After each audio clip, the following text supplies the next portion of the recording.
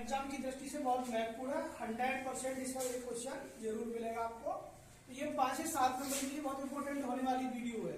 पूरे चैप्टर का इसमें कॉन्सेप्ट मिलेगा और आपको 2 क्वेश्चन भी हम समझाएंगे। केवल इसमें वर्ड प्रॉब्लम वाले क्वेश्चन है वो नहीं होंगे, वो आपको नेक्स्ट वीडियो मिल सकते हैं।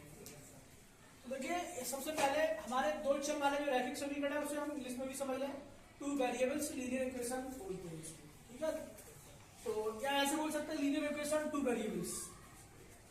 तो असंगत समीकरण इसमें होता है, संगत है आपका, और कभी कभी प्रतिच्छेदी रेखाएं, अपर में समांतर, ये अद्वितीय हल, अनेक हल, संपाती, इस प्रकार के हमारे डाउट रहते हैं। तो हम इसको देखते हैं। सबसे पहले असंगत समीकरण को कहते हैं इनकॉन्सिस्टेंट इक्वेशंस, यानी ऐसे समीकरण जिनका कोई हल न हो।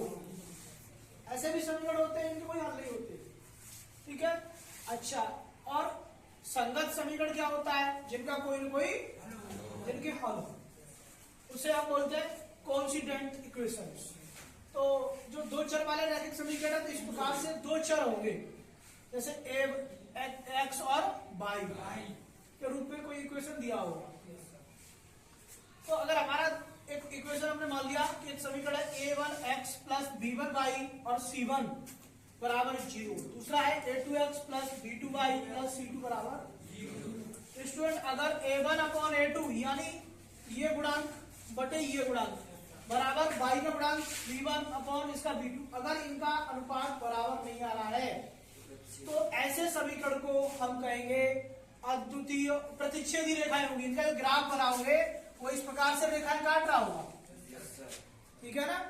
तो ऐसे समीकरणों को हम प्रतिच्छेदी रेखाएं कहते हैं और उनका केवल एक हल होगा, अद्वितीय एक हल, अगर ये कंडीशन मिलती है आपका, ठीक है। जैसे मेरे एग्जाम्पल भी अगर आपको देके दिखाऊं, जैसे 2x प्लस 3y है बराबर कुछ दिया हुआ है, दूसरा समीकरण 3x माइनस 4y है बराबर कुछ दिया हुआ है। तो यहां से a1 अपॉन a2 यानी 2/3 और इक्वल क्या होगा 3y माइनस 4। तो बताओ ये और ये बराबर है क्या अलग अलग है? तो इसका मतलब इसका एक अद्वितीय फल होगा। और रेखा इसका ग्राफ बनाएंगे तो रेखा कैसी होगी? प्रतिच्छेदी। तो अगर मान लीजिए तीनों बराबर आते हैं अनुपात, a1 अपॉन a2 की वैल्यू और b1 अपॉन b2 और c1 अपॉन c2, तीनों का अनुपात बराबर आता है, तो अपरिमित रूप से अनेक हल होंगे और संपाती होगी। संपाती का मतलब ये हो गया कि उसका ग्राफ जो बनेगा एक लाइन के ऊपर ही दूसरी लाइन होगी, इसको हम कहते हैं संपाती, ठीक है। अच्छा, जैसे मैं मान लीजिए एक समीकरण मैंने ये दे दिया 2x प्लस 3y बराबर 6 दे दिया, और यहाँ भी 3x वो यहाँ मैंने दे दिया 4x और प्लस 6y इक्वल 12 दे दिया। तो इसका अनुपात निकालूंगा 2/4, 3/6, 6/12, ये काट के 1/2, 1/2, 1/2 आ रहा है। तो ये इस प्रकार का जो है क्या होगा? संपाती। क्लियर? बात कर लेते हैं, अगर a1 अपॉन a2 शुरुआत का 2 अनुपात बराबर आ जाए और तीसरा कैसा हो? अलग हो, तो उससे हम कहेंगे समांतर रेखा होगी। और समांतर रेखा होगी तो उसका कोई भी हल नहीं होगा। पहले वाले में एक हल होगा अद्वितीय, दूसरे वाले में अनेक हल होंगे, और तीसरी वाले कंडीशन में भूलोगे तो नहीं, ठीक है।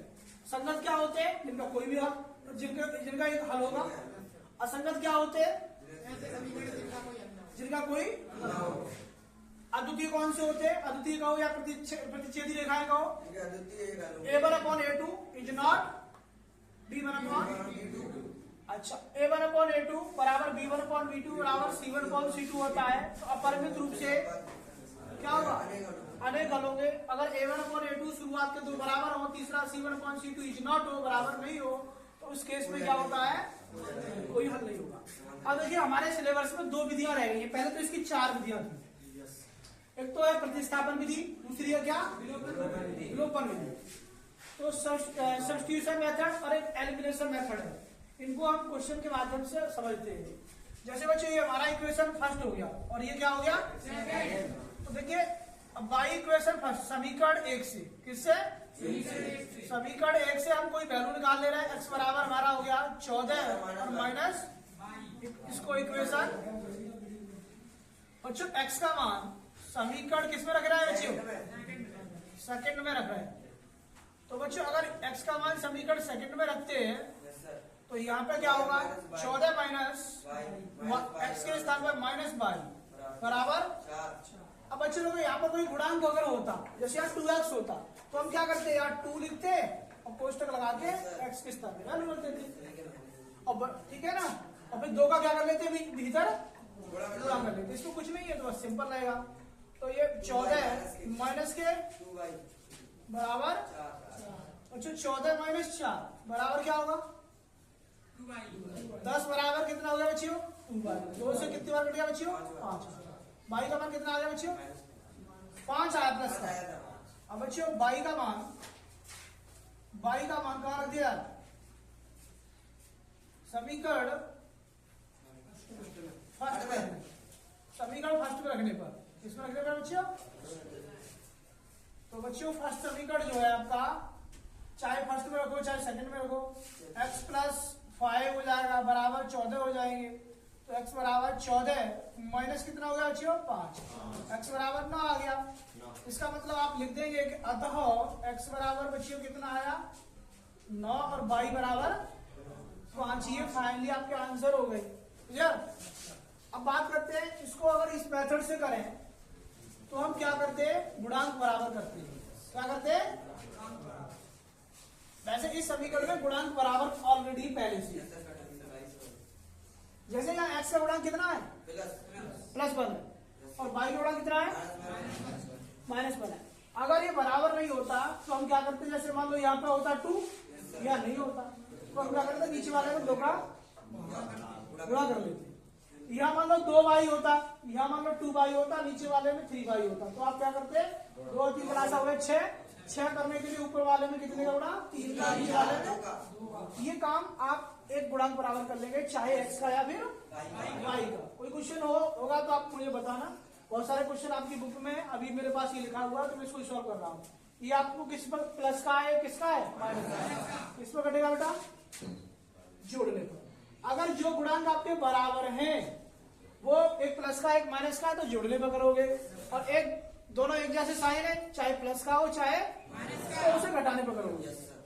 तो ये आपका घटाने पर क्या होगा नीचे की संख्या के चिन्ह बदल जाते हैं ठीक है। चाहे माइनस होगा वहां प्लस होगा वहां ये आपने जोड़ने पर किया। एक एक्स कितने हो गए 14 और 4 कितने हो गए एक्स बराबर 14 18 होगा तो 18 बटे कितने हो जाएंगे बच्चियों 2 तो 2 से कितने बार कट गया 9 बार हो गया।